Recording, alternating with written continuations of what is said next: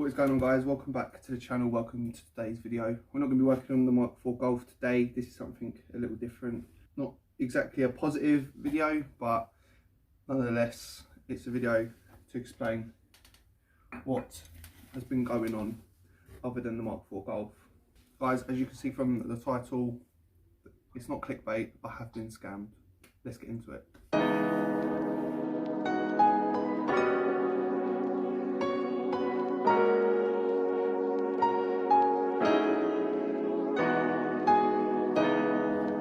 So where do I start? About a month ago, I was watching a couple of vehicles on an auction site. I'm not going to name the name of the auction site. I can't for certain reasons, but it's not going to stop me from telling my story. But I'm not going to be naming any names.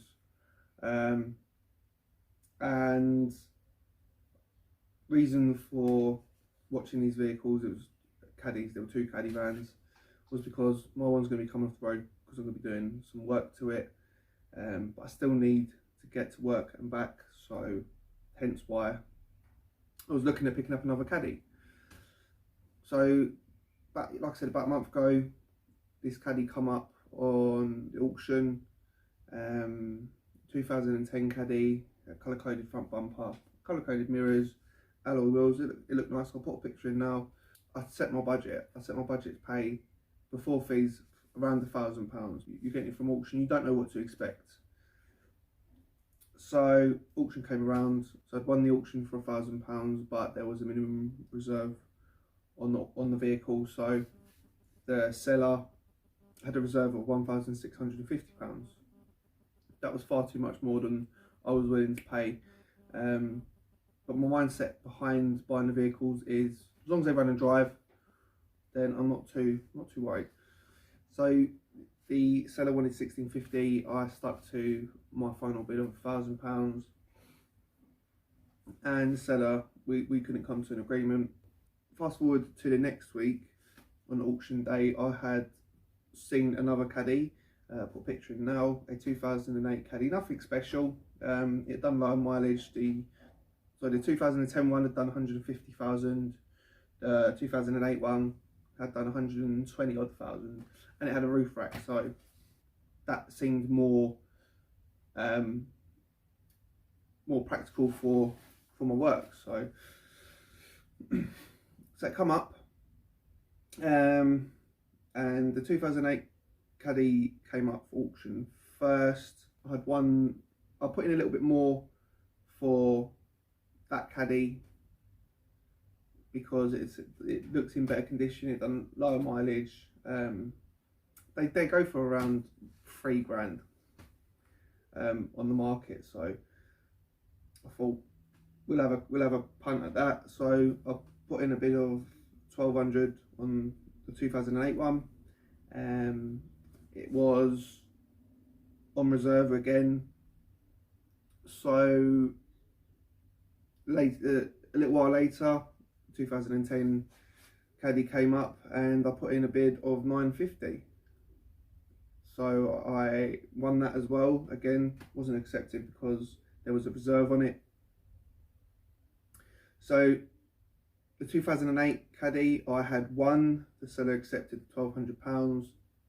So I'd got myself the vehicle that I wanted, and then was still negotiating with the 2010 caddy. So I got a call from an employee from this auction, and they said, would you up your bid? I said no. To be honest, I don't need this van now. I've literally just won one earlier on in the day. So I said, I'll get back to you. Now the guy called me back. He said, would you be interested in doing a deal on the van? I said, look, I've got no interest in that van really. The only way I would buy that vehicle is if it ran okay, just to sell on as a sort of a quick flip. So I had a call. He said the seller will accept £1,500 cash, but obviously you won't have all the fees. We'll do it like a private sale. I said, that's a lot more than what I'm willing to pay. By the time you've paid fees and stuff, you're it's a few £100. So I said I'd need reassurances that the van runs and drives before I entertain any negotiations.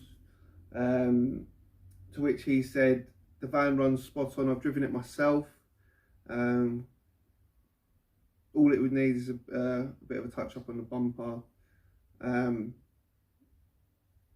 few minor bits, and it'd be good to sell on. So I said, as long as you can assure me that it's fine, then why not? And they said, we'll get the van delivered to you. Bearing in mind, this guy works for the auction where the van was being auctioned.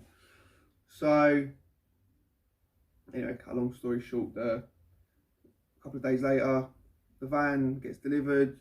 I've got reassurances from the guy that's been liaising, negotiating the deal. I haven't spoken to the seller, I've just been dealing directly with this guy. And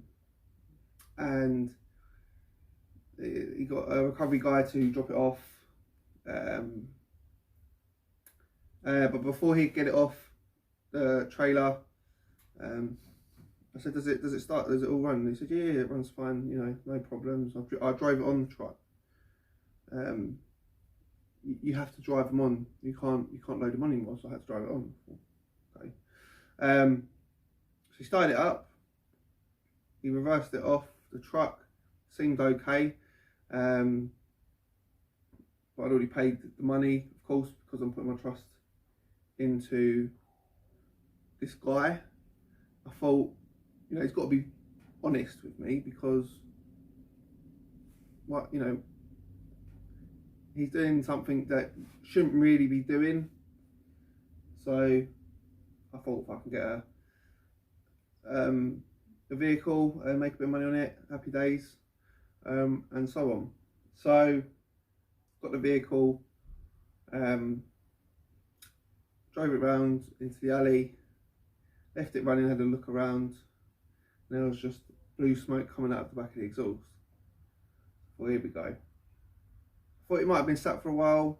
I'll leave it running for half hour, and it's still smoking.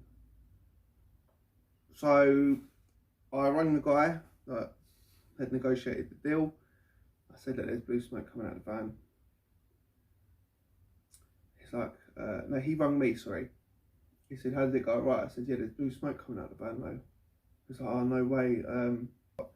He said, oh, well, let me know what sort of is up with it, and let me know, that was pretty much it. So I taxed it that day, because I thought, if there's a problem, I don't want to leave it a week before I test drive it, and then there's a bigger problem, and then he can say, well, you've had it a week, So I taxed it, took it around the block, and as I literally pulled out, I got about 50 metres up the road, just filling the whole road with smoke. And then it started revving really high, so I turned it off. So I'm thinking, like, the engine's knackered now, but this isn't normal.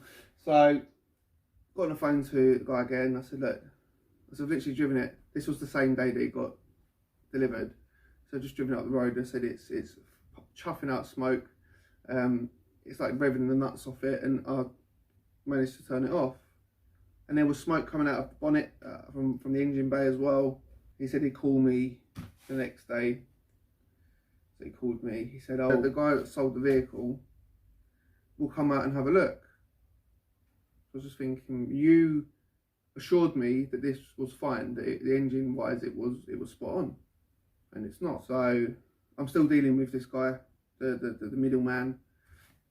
Haven't once spoken to the seller. So I ended up paying £1,500 for the van, with assurances that it'd run fine, and it doesn't run fine. So I'm just thinking, what is going on here? So Anyway, he said, oh, this was Friday or Thursday, Wednesday. He said, oh, he'll come out on Saturday, Saturday afternoon around 2 o'clock, and he'll have a look for you. I was like, okay, fair enough, you know, let him take a look and see what he comes back with. So he comes to Saturday. I texted him and said, what is he still on for today? He said, yeah, he's running a bit late. He'll be with you about 2:30. And it comes to 4 o'clock, still nothing. So I ring him. He said, no. So he rings me. He says, oh, he's had an emergency call out. Can you reschedule it for Monday? So Monday comes around, reschedule it, take the day off work. Still no show. The guy rings me up, this recovery guy that dropped the vehicle off. He said, oh, you know, it could be an injector, it could be this, that and the other. And I just thought, I'm going to have nothing but grief with this. It's going to be weeks and weeks of, oh, you know, try this, try that. So what I did was I booked it in with a diesel specialist, got them to take a look, and they come back and said that basically diesel was getting into the engine with the oil. Check the dipstick, the level was 4 times over what it should have been. So it's very watery, it's mixed in with diesel. What basically the head had cracked, which meant that diesel from the injectors, I think, was getting past the chambers and going in. I think I've got that right. So he said it's